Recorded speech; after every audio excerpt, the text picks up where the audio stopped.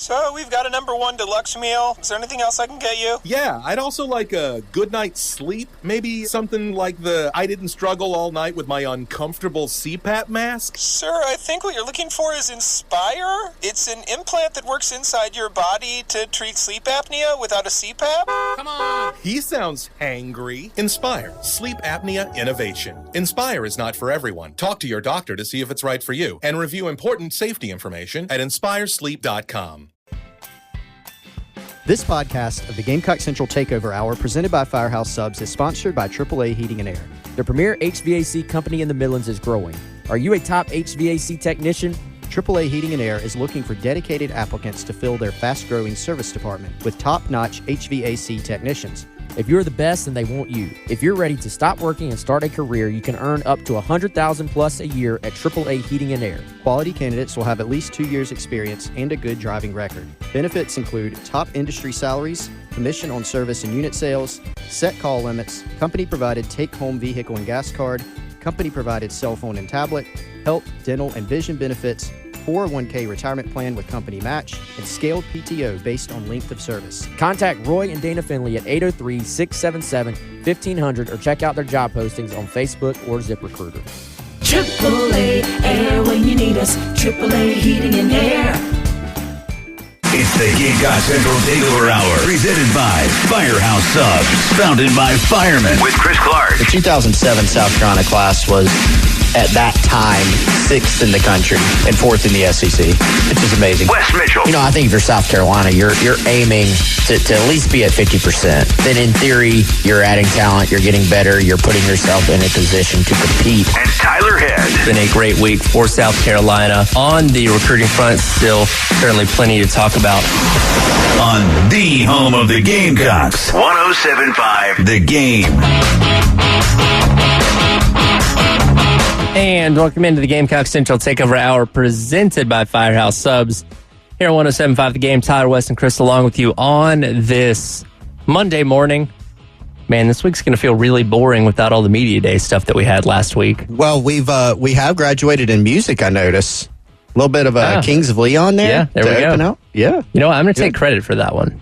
Are you? Oh, you put that one in? I'm going to take credit for it. No. I can tell from the sound of your voice. You can't change it now. If you take out the other stuff that puts Wes not asleep. So you guys aren't Fish fans? I like Fish. I'm not like, well, I probably shouldn't say that. Jay's a huge Fish fan. Yeah, I'm not even. We play a lot of Fish because of Jay. Not even in the same vicinity as Jay on the Fishdom. Yeah, I don't. If you were just like name a Fish song, I'd be like, I can't. It's not that I have anything against them. It's just I've never. Jay, don't get him started. I get him fired up, just like he gets fired up about thermostat in here. But I don't. But Tyler, we can't start the week. We got an entire week of shows. We can't start the week by saying, guys, we got some boring things to talk about. I didn't say it was boring. We can't tell them that. I meant it's going to feel slower because we don't have something like Media Days that was obviously guiding us along with everything that we had to talk about last week. Let me add this, though. Okay. I'm sure you have your countdown, and I will embrace the fact that you have a countdown, unlike one Gamecock Central writer. So what are we at? We are at 40 days. 40 days until kickoff, which luckily for us, yes, we basically have one week of talking season, and then next week is preseason ball time. Yep. So yeah, we've got we got 1 week to fill, but then we're gonna have actual storylines to talk about. So I'm excited. We got some lingering leftover Media Day stuff we can get to this week, I think. But then next week, we get rolling. So go ahead, Tyler. No, I was going to say, coming away from Media Days, now that you've had a weekend to marinate on a little bit, is there anything that sticks out to you from what we did hear from coaches and players? And again, we talked about on Friday, nothing groundbreaking by any means, but we did have a lot to take in for over the course of the 4 days. The way that I'm starting to dial in on it as we get closer and closer to camp is kind of had some conversations about this very thing this morning, is kind of honing in on what are the things that we know, or at least think we know, right? Like, in some ways, you never completely know about a sports team, a college football team. Even things that you know can change and evolve or not be quite what you thought. But I think there's things that we know about this team. There's known commodities. There's things that you probably, as a fan or as a media member, following the program, that you feel a certain way about. And that could be even positive or negative. And then there's like questions, just things. What is still lingering out there that we don't have an answer to? And I think this team has several of those. So we're at the point where, Wes, I don't know about you, but running into people or interacting with people on the website. Oh, you getting the question? Yeah, you're starting to get, all right, what's it look like? What's the record? How many wins? What's your projection? And I understand that's part of our job. It is always it is tough no matter what to try to project that. And it sounds silly, but in some ways, like, it's still a little early, because there are these lingering questions that we may or may not get answers to in preseason camp. Just based on, we won't get to see a lot of preseason camp. We're not going to be out there at the proving grounds like Spurrier watching 15 open practices for a couple hours each. We'll get to see some, though, and we'll get to learn some as camp progresses. And it's still, for me, I'm still having a hard time pegging it, just because of some of these questions that are still out there. Well, I've got my drone ready, so y'all won't be watching, but I'll be watching. But no, I think I can't get this sort of thought out of my head that it feels like Shane Beamer wants to pump the brakes on the expectations, and I don't think he wants to. I don't think he wants his team going into the season feeling like they've earned anything at all. And he has constantly reminded us about the number of freshmen they're going to play on this team, and so I think he would love to be falling under the radar with this group. I think he would love to for it to be a surprise win over North Carolina. Like, I know South Carolina debuted, as far as Vegas goes, as a slight underdog in this game. I think Beamer would love to not have high expectations for this year and then just go prove people wrong, as opposed to going into this year with big expectations, because I think he would never say this specifically, I don't think, but it does feel to me like there are still questions within this team that the staff is maybe saying, all right, we don't know what direction these spots are going yet. And so when he brings up the number of freshmen that are going to play, that tells me something about what they internally feel about this group. Now, I'm sure they love all their guys. Every coach does. But, Chris, I just can't get that thought out of my head that he's telling us that for a reason, because he's said it multiple times now. So what exactly does that mean? Am I interpreting it wrong? Maybe, maybe not. But it does feel to me like, all right, guys, pump the brakes. Let's see what this team is before we start crowning them, as a contender in the East. And two-pronged also, I think. So you do have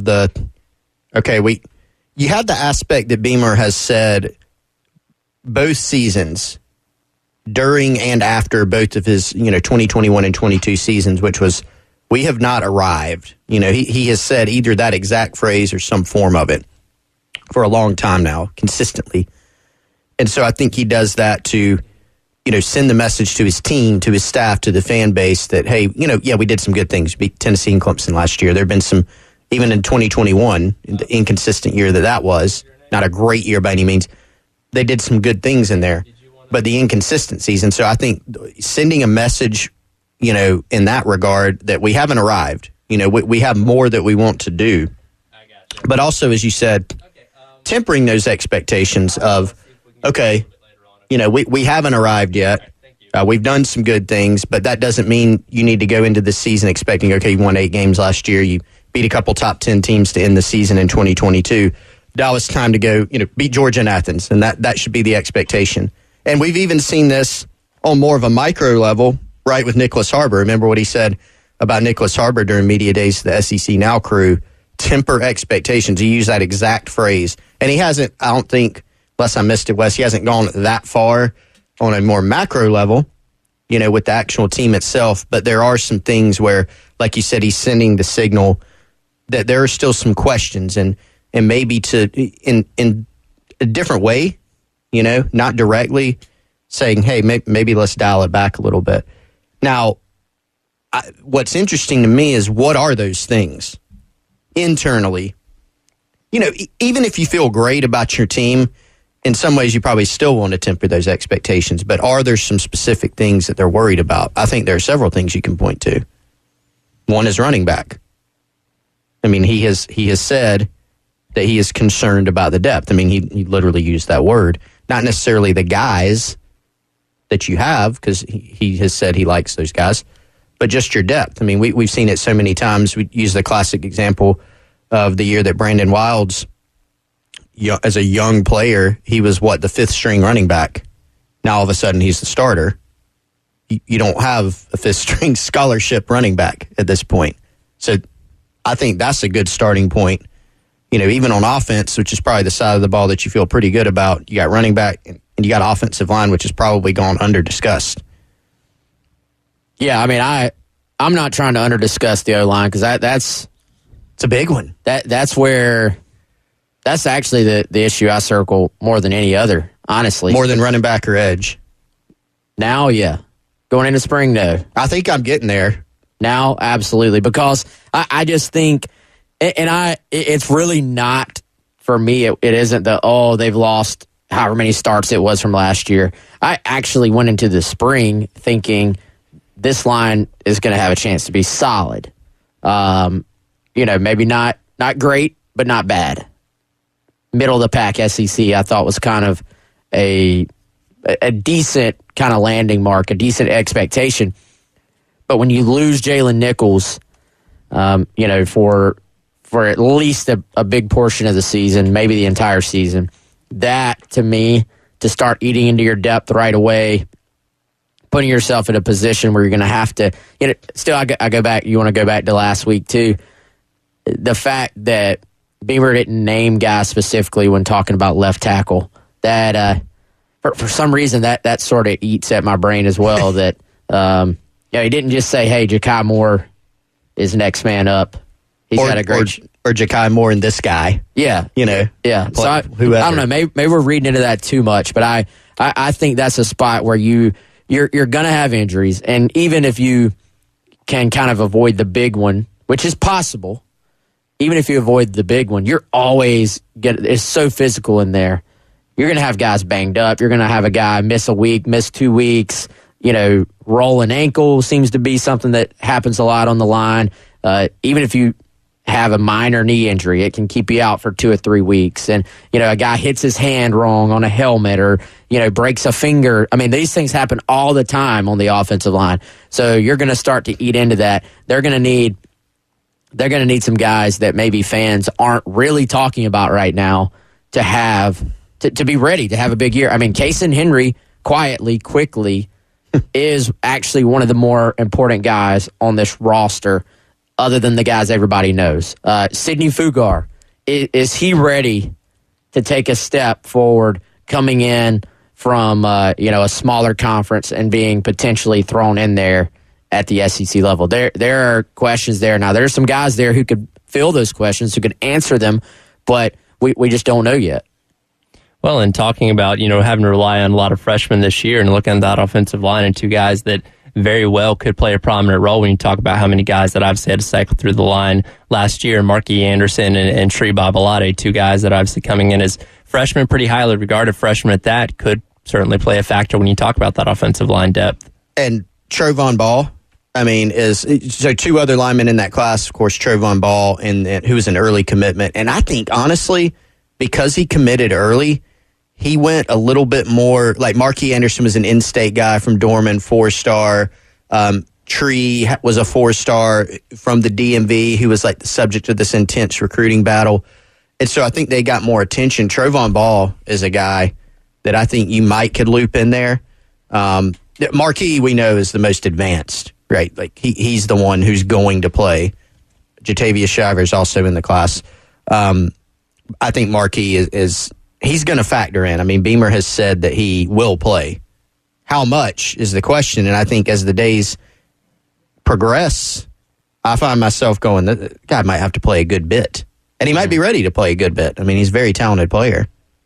Yeah, so there were some people when they landed Ball that thought among the guys in that class, well, not when they landed him because, as Chris said, he was first, but once the class came together, they thought Trevon Ball was maybe the most ready to contribute of that entire class, which I think would maybe surprise some people based on how highly recruited, as Chris said, some of the other guys are in that O-line class that came in. So obviously Marquis is going to play. We'll see where.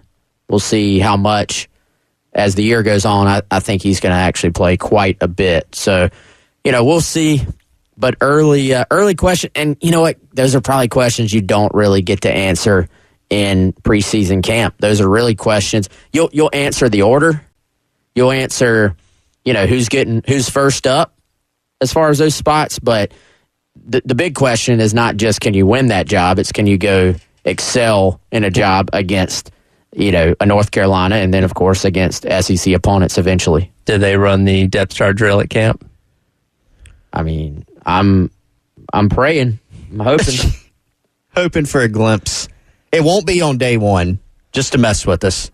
I feel like we get the defensive depth chart drill where they're just working on alignment. Mm-hmm. We get that. More often than not, we'll get that on a day 1 or 2. Mm-hmm. They hide the offensive one. Yeah. And there's no depth chart, Tyler. So it's not a depth chart. They just randomly draw names out of a hat and trot them out there. I feel like we could name it pretty well. I want to get your starting O-line then on the other side. All right. Okay. You're talking about offense? Yeah. Oh, okay. Yeah, I'm intrigued by this. Assuming nobody's got a rolled ankle day one, Yeah. All right, we'll hit that starting offensive line coming up next. You're listening to the Gamecock Central Takeover Hour presented by Firehouse Subs on 107.5 The Game. It's the Gamecock Central Takeover Hour. 107.5 The Game. Chris, you and I, we were out at Firehouse on Friday, and we went for our all-time record on subs eaten, I think. But I got to say, man, there is one sub in particular that is making a move in the power rankings. Oh. Not saying that it's past the New York Steamer for me personally, but this new pepperoni meatball sub, the garlic butter, is actually what puts it over the top. Where is it at for you on the Chris Clark power rankings? I'm gonna play it conservative and go. It's top 3. Top 3. Yeah, because the Steamer is probably my number one. If it's like the desert island pick, only get one Firehouse sub is probably the Steamer. Pepperoni pizza meatball sub, solid top 3. Made with Italian meatballs, extra provolone. That's actually a key factor here as well. Crispy pepperoni, garlic bread roll. You can get a medium pepperoni pizza meatball sub for only $6 when you order it online. Or, like we always tell you, the easiest way to do it, get the Firehouse Subs app, Rapid Rescue, throw it into your cart, hit payment. It's going to be waiting for you right there on the shelf. Again, $6 pepperoni pizza meatball sub for a limited time on the Firehouse Subs app. Wes's starting offensive line coming up next. Gamecock Central Takeover Hour presented by Firehouse Subs 107.5. For a limited time, Sweet Deals is offering qualified listeners the vacation of a lifetime. An all-inclusive 5-day, 4-night stay in a suite for just 2 adults and up to 2 children in Cancun, Mexico for just $299. This opportunity is valued at more than $2,600. That's right, a $2,600 vacation for $299, and it's all-inclusive, meaning all your food and drinks are included. Attendance is required at a presentation for Vacation Club ownership, but who cares?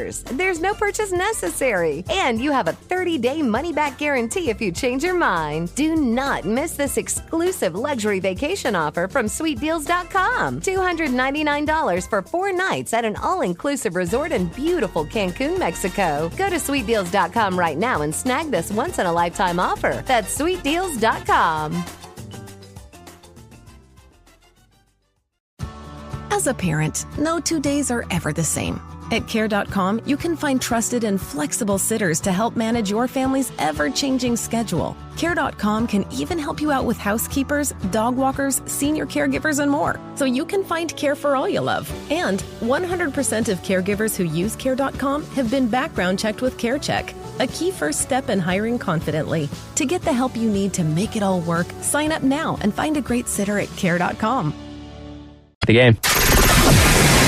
It's the Gamecock Central Takeover Hour. Presented by Firehouse Subs. Founded by firemen with Chris Clark, Wes Mitchell, and Tyler Head on your home of the Gamecocks. 107.5 The Game.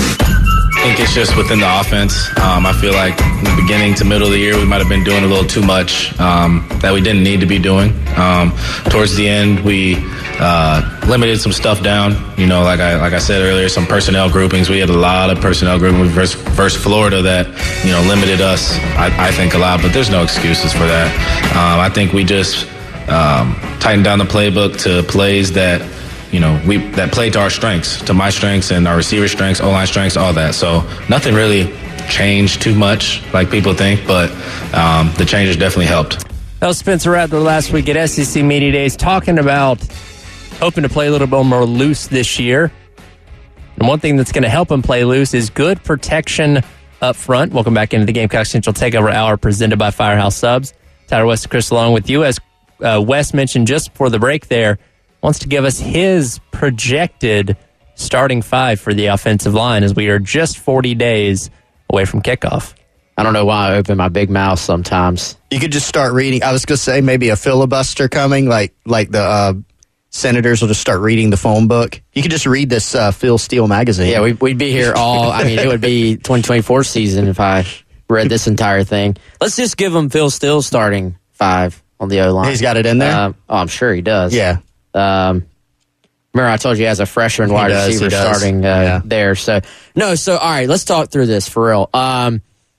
I think based on what we saw at the end of spring camp, I think we can fill in, unless there's something we've just missed in the last, month or so, which is possible. Yeah, I think we can fill in the middle three. And it really felt to me like it was moving towards Vershawn Lee playing center, Nick Gargiulo playing left guard, Trey Jones playing right guard. So for the purposes of this, let's just sort of fill those guys in, pencil them into those spots. I tend to think that you've got a battle at left tackle, but I tend to think Ja'Kai Moore ultimately ends up on top. With the questions you have on the O-line, Ja'Kai is going to end up starting somewhere. Could be right tackle, could be left tackle. Now, I also think you probably have much more of a battle at right tackle than people think as well. So who could be in that conversation? Obviously, Tyshawn Wanamaker would be in the conversation. I think you hear enough about Kason Henry, at least pre-injury, that he's going to be in the conversation. I think whoever doesn't win left tackle is in the conversation at right tackle as well. So does Sidney Fugar get a look at right tackle? If for whatever reason Ja'Kai Moore is not the left tackle, then I think he's actually your starting right tackle. So I think there are some, what I'm getting at, there are some dominoes. There's a domino effect here. Whoever wins left tackle, I think, affects the other side potentially. But watch out for Kason Henry, I think, at right tackle. So I'm for purposes of this, I'm penciling in Ja'Kai at left tackle. My surprise pick, though, is that ultimately Marky Anderson is a starter at one of these spots. That was my follow-up to you. I can't tell you which one. Yeah, but he's a starter somewhere. Yeah, and it's kind of a question maybe we can't answer, but where does Marky factor in? We don't know. Somewhere. He's going to play somewhere. Can he be a starter? Yes. And where? Those are kind of your... Does he play? It's not a question. How much and where? Those are the two questions. And I think what we've seen lately on the offensive line means that his role is going to be even more significant than originally planned, like back in the spring, for instance. So, interesting that Marquis Anderson, when Jalen Nichols went down in the spring game, now you're not playing North Carolina, you're playing South Carolina. So, the teams are split, obviously, but the replacement for Nichols at left tackle was Marquis Anderson. Now, the teams are split. Case and Henry was out during the spring game. But Marquis did slide in. Ja'Kai was out, too. Yeah, and Ja'Kai was out. So you had three left tackles out. 3 people that can play left tackle. But they did slot Marquis there. So, is there a possibility in our hypothetical universe, could Marquis Anderson play left tackle as a true freshman? And when I say play, like, sure, he can practice there, but can he play? Nick Gargiulo has told us it's the toughest position to play for obvious reasons. Going up there trying to block somebody from Georgia as a true freshman. I think you slide Ja'Kai out there. So if Marquis is one of your best 5, right tackle, you play him at right tackle. It's kind of what I was thinking. The other interesting thing, there's so many layers to this. Nick Gargiulo and Vershawn Lee, 2 definite starters inside right now. Both of those guys can play any line spot. But it doesn't seem like, at the same time, you really look at either of those to be a solution at one of your question mark spots. Yeah. Because then you're kind of creating a question where they vacate. You know, Trey Jones, I think, is going to be an interior guy. You know, so you could do a crazy configuration like, oh, well, let's play, Vershawn Lee at left tackle. And let's move, let's play Gargiulo there. Let's play Marquis Anderson at left guard, and let's play Gargiulo at center. I mean, there's a lot of combinations, like, theoretically. I think it's about finding your best 5, and not only that, where are each of those guys best suited. And it seems like Gargiulo and Lee, despite their position versatility, are best inside. So I think you don't want to rob Peter to pay Paul, and move somebody from one spot to another. I think you've got to just try to work your best 5 and try to keep Gargiulo and Lee inside. I think, and Lonnie Teasley, fantastic coach. I've been very, very impressed with what he's done, filling in the last couple of years. And I think he'll do a great job in the show himself. I think when you have all those options, though, the key, and you have to be willing to change it up if you need to, but the key sometimes is you want to figure out what sort of scenario what configuration you want to go to as early as possible, and start working it where those guys are used to who they're playing beside. Continuity as early in practice as possible. So I think the question is, who is the guy among that group that has put their head down this summer and just has gone to work and has progressed to the point where we're not maybe realizing it yet, but the coaches are going, man, that guy's had a great summer. He's first man up in the depth chart drill. I think if we look out there and if the coach is like, man, Sidney Fugar's had a fantastic summer, that's a great sign for South Carolina on the offensive line. So we'll see what happens there, because there are options, but figuring out who plays where and why is probably your biggest early preseason, I should say, question, and that's going to have lasting effects, I feel like, going into the season. And we'll continue this conversation. On the other side, you are listening to Gamecock Central Takeover Hour, presented by Firehouse Subs, 107.5 The Game. It's the Gamecock Central Takeover Hour, 107.5 The Game. All across the country, drivers just like you probably listen to the Takeover Hour in your vehicle right now, some of you. And if you're driving, you can reap the rewards of safer driving with the updated Drive Safe and Save app from State Farm. It has dynamic new features like interactive maps and driving tips, and so it makes the pursuit of getting a discount on your automobile insurance even easier. You can earn up to 30% savings along with those cool new tools like interactive maps and driving tips. Now, if you want to learn more about how to switch and save on your insurance and then be able to save even more with the Drive Safe and Save app, contact your local State Farm agent, and that, of course, is our good friend Amy Mason Cup at Amy Mason Cup State Farm. When my family was looking to switch and save on our insurance, we turned to Amy Mason Cup and her team, and they took care of the rest. They can help you with all sorts of policies, whether it's an automobile or your home, business, boat, renters, life. They can bundle those products for you too, help you switch and save, and give you personalized quotes to meet your needs and help you save. She can also tell you, of course, about the Drive Safe and Save app. Pay her a visit, 612 St. Andrews Road, Suite 4 in Columbia. That's just off the St. Andrews Road exit on I-26 in Ashland Park Plaza. You can also visit her website, amymasoncup.com or 803-772-5554. Give her a call or visit her website today to find out how to switch and save, learn about the Drive Safe and Save app.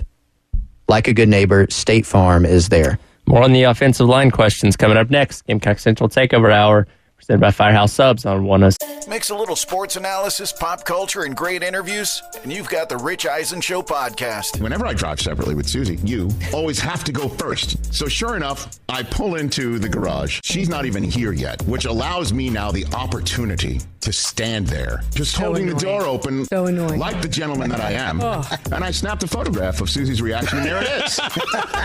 How did you get here? The Rich Eisen Show podcast, wherever you listen. 7-5 the game. It's the Gamecock Central Takeover Hour. Presented by Firehouse Subs. Founded by firemen. With Chris Clark, Wes Mitchell, and Tyler Head. On your home of the Gamecocks. 107.5 The Game. Welcome back into the Gamecock Central Takeover Hour, presented by Firehouse Subs. Tyler, Wes, and Chris along with you, continuing on our conversation in regards to the offensive line. And Wes mentioned something just before the break there, particularly just mentioning Sidney Fugar about, him having a good summer and then going into camp next week. Can you expand on that a little bit? What exactly does a good summer look like for one of these guys, and what would you be looking at for them in camp starting next week to potentially win one of these starting jobs?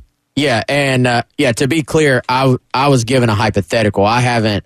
Right. If he was having a good summer, what would that look like? Is what I mean. Yeah. I don't want somebody to have missed it and already tweeted that you said it. Yeah, I mean, hopefully that's right. I don't know. A great summer. So, for one, in the past, that would have meant that you just really had a great summer in the weight room, I think, for the most part. And that the players were reporting back from player-run practices, although those generally are more based on, I think, quarterbacks and receivers and DBs than anything. But now, there's a lot more that you are allowed to do on a football field with coaches present. So, what does that mean for somebody like Fugar, who is a massive kid, good athlete, but is making a step up from the, to the SEC? For one, it's, are you improving on your technique? He was, I think, a guy that had the traits, but is pretty raw as a player. Are you improving on those things? Are you improving on your footwork, improving on hand placement? Again, I'm just giving in general stuff that you could improve on at that position. But then some of it, too, continuing to reshape your body, continuing to get stronger, more fit. Are you able to do things without getting tired? Kind of your overall physical fitness, stuff like that. Cardiovascular health. I think for these big men, they get in, and whether they're coming from high school or a smaller conference, you realize, man, the guys I'm up against, they're all super strong. So it's something where some of it is just getting into the weight room every day that you're expected, and having no days where the coaching staff feels like, oh, he kind of just melded in the day. He just showed up, did the bare minimum, and then got out. He was here, but was he pushing it? So I think these are all things that a coaching staff, they're going to have their finger on the pulse of whether you're doing what you're supposed to do, whether you're taking it to the next level, taking it to the next step. And every single year, there are guys that we sort of pencil in, at least in our heads, as, hey, this guy is going to step in and play a lot. And maybe they don't do the extra mile during the summer. And then on the other side, there's always several guys who maybe we haven't penciled in as a starter or major contributor, and you just instantly hear, hey, this guy did everything that was asked of him. So if you're trying to make that next step, if you're a player trying to be the guy that nobody's talking about and all of a sudden they're playing, here's what you need to do. You need to emulate Javon Gwynn last year, who literally, Beamer said this going into the season, during the offseason, he never missed a single anything, whether it was a meeting, a workout, wherever he was supposed to be, he was there, he was on time. No marks on his record, so to speak, if we want to go back to elementary school verbiage. He had a clean slate. Perfect attendance. Yes. I was not a perfect attendance kid. Never got put on silent lunch. Nothing like that. No. I actually... Did you have a sad chair when you were like really young? You probably are not allowed to have that anymore. A sad chair? Yeah. What, like you just sit in the corner or something? Yeah, literally. Wow. And it was called the sad chair? Yeah. That was like 4-year-old kindergarten, I think. You definitely could not have that now. You're right. No. It'd be like, what? Yeah. Anyway, we digress. But no negative marks. You do what Javon Gwynn did. You're going to give yourself a really good chance when you do like Javon did. You're going to have a really good chance. But to go back to Fugar, I mean, again, like you said, Wes, you were not reporting, hey, he's had a great summer. I've heard this. I mean, hopefully. We just don't know that. But let's say he did. I mean, his readiness, I guess is the best word, this season, in light of what we now know about the offensive line situation, the tackle situation, would be significant. And by readiness, that doesn't necessarily even mean, okay, he's in a position where he can maybe be a starter. If he could be a good depth guy, a 6th or 7th or 8th guy at a tackle spot, to where if you need to move somebody over for temporarily, permanently, somebody goes down with an injury, that would be, I think, significant. So you mentioned Kaysen Henry earlier. Same deal with him. I mean, we'll see where Kaysen is. I think we would have a better sense had he gone through spring ball as to his readiness. So even within these question marks, there are a couple guys that could make this overall picture look better. A couple guys that would make you feel better about it at tackle, but there's still question marks, right? Kaysen Henry's a young player. He got a cup of coffee last year, playing a little bit, got his feet wet. Was in the conversation going into the bowl game. Remember, they didn't just say, hey, Wanamaker's the starter. They had a battle. They did have a battle. And, and I think Tyshawn he played more. He's an older player. But Henry, I think this time around is going to have something to say. Now, it would have been a positive for everyone if he could have gone through spring, gain more experience, kind of assess how ready he is. Now, as it is, he's just had summer and then he'll have camp to kind of prove himself. Same deal with Fugar. I mean, he went through spring, but him being a transfer, needing to get acclimated with this level of ball, reshape his body, which I think he made strides this spring with doing that. If those guys, if one or both of them, ideally both, can show that they're ready, this clears up some questions for you. I don't think it clears it up as much as it would be if Jalen Nichols was still healthy, right? But it would certainly help the overall picture. All right, we'll come back on the other side, wrap up today's edition of the Gamecock Central Takeover Hour, presented by Firehouse Subs, 107.5 The Game. It's the Gamecock Central Takeover Hour, 107.5 The Game. Guys, Tyler has given his countdown to kickoff, and what that also means is that you've got a countdown to when you need to upgrade your man cave. And so if you want to have the best viewing experience possible for the season opener, if you're watching it at home, you want to invite your friends over and you want them to enjoy their viewing experience as well, give our friends at Integrated Media a call. They can help you upgrade the man cave. That could be a new TV. Maybe you have the TV, but you want it mounted so that you have a little bit more space in the room. They can handle that for you. Maybe it's more about upgrading the audio side. Some surround sound with a packed stadium. Great viewing experience for you and all of your guests. Give Integrated Media a call, 803-948-8327. They are located in Chapin, South Carolina, but can handle any and all your audiovisual home needs throughout the Midlands. Integrated Media has outfitted our office here with a ton of video cameras that you will soon see online for our YouTube stream. They can help you upgrade your office at the house as well. So any audio-visual needs, any smart home needs, our friends at Integrated Media, again, 803-948-8327. They'll handle it for you. All right, we'll come back and wrap up the day. Talk a little bit of the SEC media poll, where South Carolina ended up at the end of last week. Coming up next, Gamecock Central Takeover Hour, 107.5 The Game.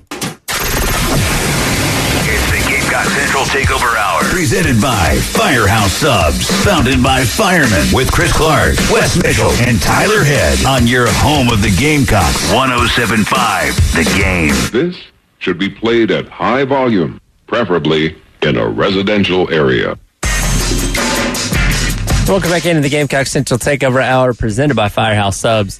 Tyler, Wes, and Chris along with you for a few more minutes before turning things over to the halftime show with Jay and Terry. Just after we went off the air on Friday out of Firehouse Subs in Casey, the SEC media poll was released.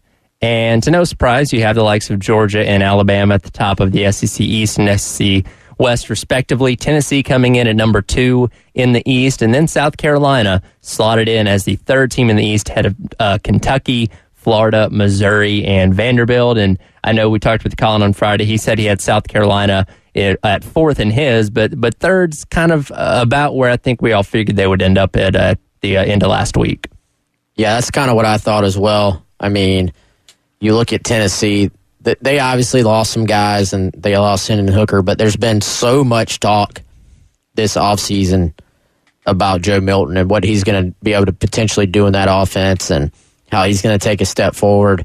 And, I think whenever you have a quarterback like that and a guy that's getting that much attention during this offseason, that's going to kind of push you over the top. Obviously, we knew Georgia was going to be one.